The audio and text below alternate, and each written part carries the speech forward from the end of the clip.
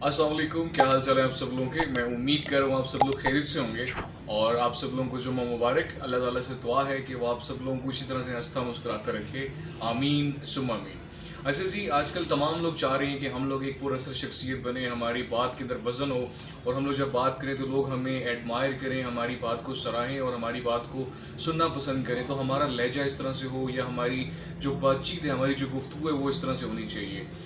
In short अगर मैं ये कहूँ तो वो अपनी कम्युनिकेशन स्किल्स, अपनी बातचीत को जो है इम्प्रूव करना चाह रहे होते हैं। आप लोगों को यहाँ पे बताता चलूँ कि अरबी में एक कहावत है, वो ये है कि ज़ुबान जो है वो बहुत छोटी होती है, साइज़ में बहुत छोटी होती है, लेकिन इसकी जो चोट है वो बहुत बड़ी और बहुत गहरी होती है। ठीक है जी, बिल्कुल ऐसे ही है। और आप सब लोग तो बेहतर तरीके से जानते हैं कि ज़ुबान जो है इंसान को यही फ़र्श पर ले जाती है और यही ज़ुबान इंसान को अर्श पर ले जाती है। ठीक है, एक कहावत मुझे बड़ी पसंद है, वो ये कहा करते हैं जी कि आपकी जो ज़ुबान है, एक जो मीठी ज़ुबान वाला इंसान है, ठीक है, वो मिर्चें भी बेच लेता है, लेकिन जो तीखी ज़ुबान वाला इंसान है वो शहद भी नहीं बेच सकता। तो इस वीडियो में हम लोग बात करने जा रहे हैं कि हम लोगों ने अपने लहजे को पुरअसर किस तरीके से बनाना है और वो वैसे कौन सी 3 तरीक़ेकार हैं जिनको इस्तेमाल करते हुए आपकी एक जो गुफ्तगू है उसके अंदर असर पैदा हो सकता है। नंबर 1,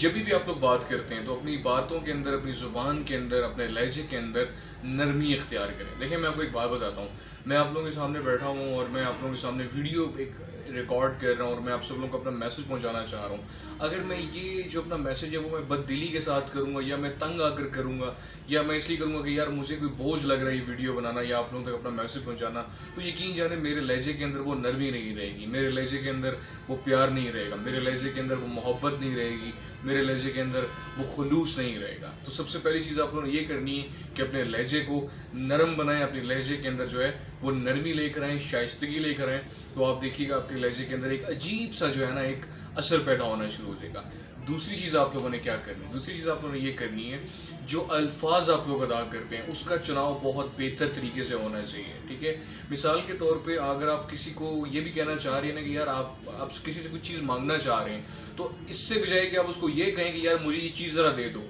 या मुझे गिलास पानी का दे दो, या मुझे वो घड़ी उठा के दे दो, या मुझे पेन उठा के दे दो, या मेरे लिए ये ले आओ। आप अगर उससे सिंपली ये भी कह देते हैं कि अगर आपको बुरा न लगे तो क्या आप मुझे एक गिलास पानी दे सकते हैं, अगर आपको बुरा न लगे तो क्या आप ये मेरा काम कर सकते हैं, अगर आपको बुरा न लगे या अगर आपकी इजाज़त हो तो क्या मैं ये काम कर सकता हूँ। ठीक है, देखिए ज़रा सा स्लाइड चेंज किया आपने अपने अल्फाज के अंदर और जो बात की टोन है और जो बात का एक मीनिंग है और जो बात की लज़्ज़त है वो बदल गई है। ठीक है, तो आप लोगों ने अपने लफ्ज़ों के ऊपर जो है ना वो बहुत ज़्यादा कॉन्सेंट्रेशन करनी है।